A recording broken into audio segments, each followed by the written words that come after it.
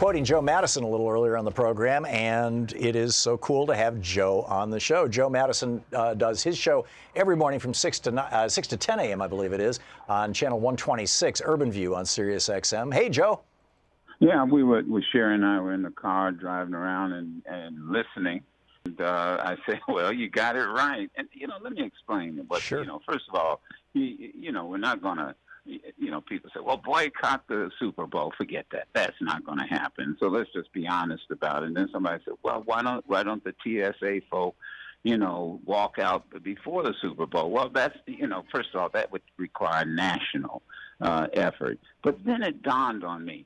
And here's what I really eventually ended up saying. As soon as that Vince Lombardi trophy is handed to whoever wins, that's when the TSA people should just have a sick out. Call it flu, TSA flu, I don't care what it is. And the reason, and then no one can get out of Hartsfield-Jackson on Sunday night, but particularly Monday when everybody wants to get out. Everybody wants to leave Atlanta. Now, I'll tell you why. We've got to get the attention of both Republicans and Democrats. I'm not going to sit here and cast blame on either one, but this is not going to change getting people back to work from the top down. It's not going to happen. Donald Trump is not going to change his mind, and we might as well stop worrying about that. Number two, the Democrats and the Republicans are at loggerheads. They're going to keep fighting each other. This is about the bottom up.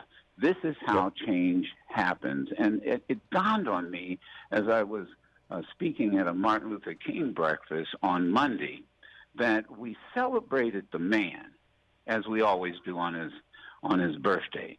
But what we have to do after we celebrate the man is that we have to live the message. And the message he fought for, especially in 1963 with the speech on the March on Washington, was about jobs. People forget it was about jobs. Mm-hmm. He was assassinated fighting for what? Jobs. Right, unionization. And that's exactly right.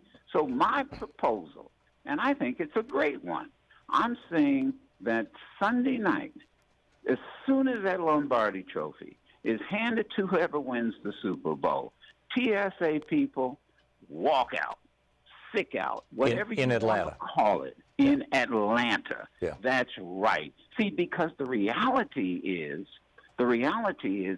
what King used to do, he targeted Birmingham. He targeted these different, and that's what we have to do. And what better target than the Hartsfield-Jackson Airport Sunday night and Monday during the day. Now, of course, you know who's going to benefit from it, Tom, and that's going to be the rent-a-car, the bus companies, because everybody is going to be trying to find private jets to get out of it. Yeah. Well, Sherry said, that's why you have to start it on Sunday, because the charters will be flying. Yeah. But everybody's going to be wanting to get back home. And here's the point. You will send a message. You send a message to these folks in Congress, in Congress, put us back to work. Put these 800,000 people back to work. It has now been one freaking month without pay. Most people can't go paycheck to paycheck, let alone 1 month. And I've got family members who we're trying to now subsidize to get them over the hump. So that's what I'm saying. Let's get their attention. Let's get the Democrats' attention. Let's get the Republicans' attention.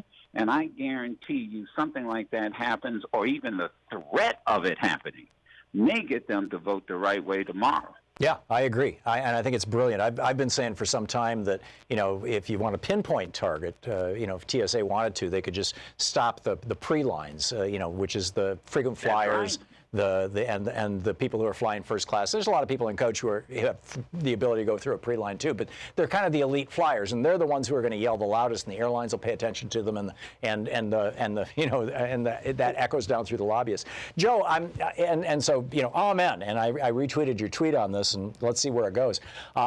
Before you go, I'd love to get your thoughts on my assertion that the MAGA hat now, particularly with this young man, and all his buddies at the so-called March for Life, the anti-abortion march, confronting the Native American elder, that the MAGA hat has now joined the swastika and the Klan hood as a symbol, essentially, of one thing, of this violent, patriarchal, racist worldview that has been shared by those three the institutions, the Trump campaign, the Nazis, and the Klan. What do you think?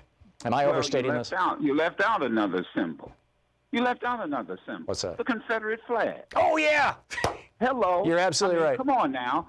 So now you might as well have people calling in and screaming right now about the Confederate flag, but they will scream and say, "Oh no, it doesn't represent racism." Excuse me. All this Martin Luther King weekend, when I saw the former governor of Alabama standing in front of the University of Mississippi, that no black person will ever integrate the University of Mississippi. Guess what he had behind him?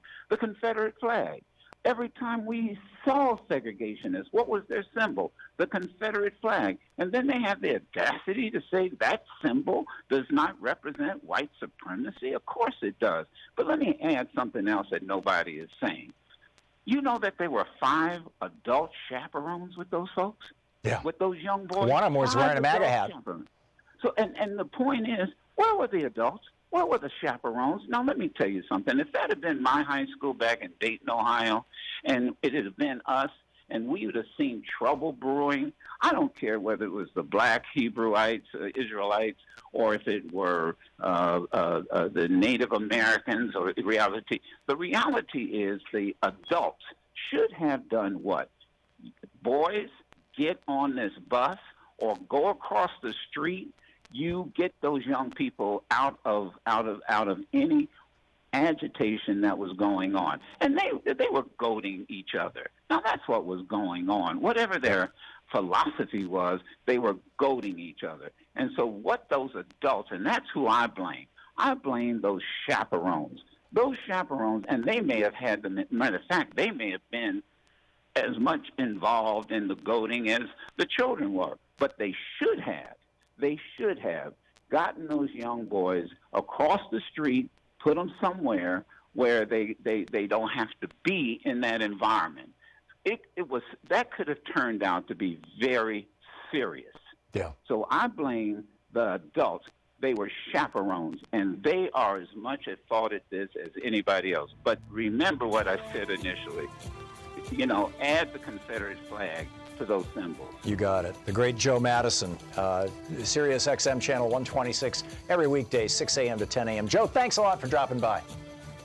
I'm always listening. Thank you, Joe. You are great. And the very best to Sherry. We'll be back in just a moment. It is 42 minutes and change past the hour. Coming up in 43 minutes past the hour.